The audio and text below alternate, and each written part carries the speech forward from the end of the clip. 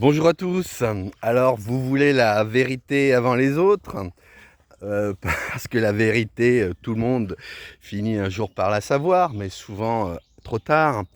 Donc la France est dans une impasse. Pourquoi?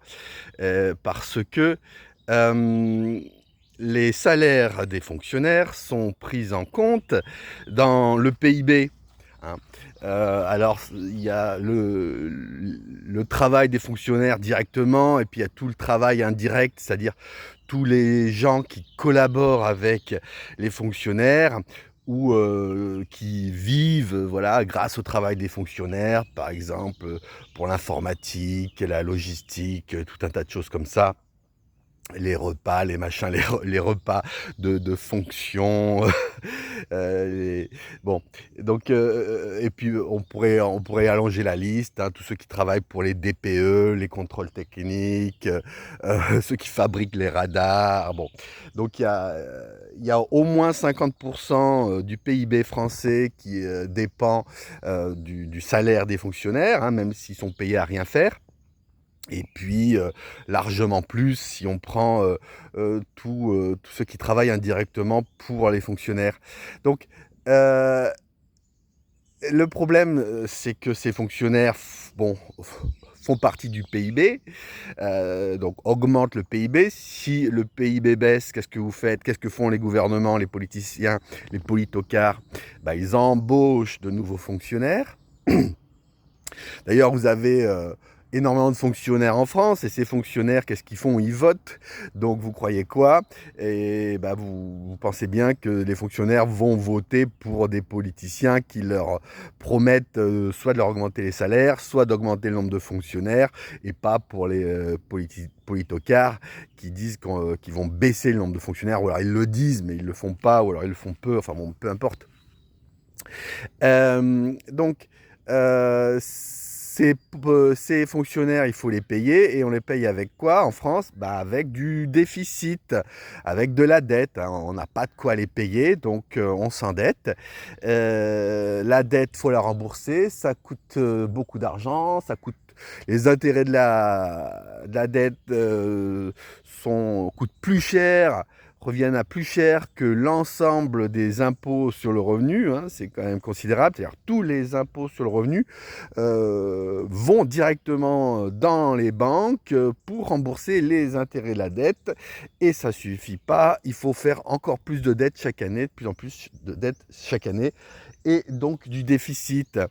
Et donc, qu'est-ce que je voulais dire? Bah, si on baisse le nombre de fonctionnaires, bah, on va baisser le PIB.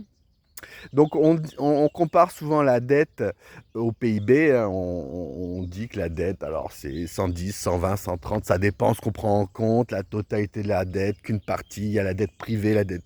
Bon, il y a des dettes cachées, puis ça, ça augmente tous les ans, donc peu importe. On va dire 130% du PIB. Mais si vous diminuez le nombre de fonctionnaires, euh, admettons que voilà, vous enlevez les fonctionnaires, par exemple, et ben le PIB va chuter de moitié, hein. Donc au moins, donc la dette sera plus 130, mais 260% du PIB. Donc si vous diminuez le nombre de fonctionnaires pour diminuer le déficit, c'est bien, mais en contrepartie, vous allez augmenter voilà, le pourcentage de la dette en fonction du PIB. Alors bien sûr, il y a des solutions, mais voilà, je voulais vous expliquer pourquoi on va se rendre compte que la France est un Ponzi, c'est-à-dire que beaucoup de gens pensaient que tout va bien, qu'on pouvait prêter à la dette, même si les notes, les agences de notation ont baissé les notes de la dette française, et elles vont continuer à le faire. Mais on pensait que la France était un endroit sûr, un placement sûr, les obligations françaises, etc. Investissez en France. Sauf que non, ça pue. Et ça, on a vu des choses comme ça. On a vu que les chiffres étaient trafiqués en Grèce, enfin dans plein de pays qui ont fini en crise. Et ben là, il y a un beau trafic sur la dette française, sur le déficit français, sur le PIB français. Encore une fois, si vous diminuez le nombre de fonctionnaires pour diminuer le déficit, eh ben, vous diminuez le PIB et donc vous vous rendez compte qu'en fait, votre dette est phénoménale.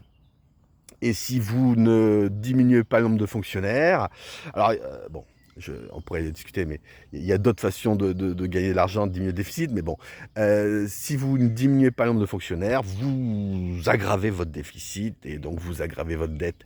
Allez, bon Ponzi à tous, ciao.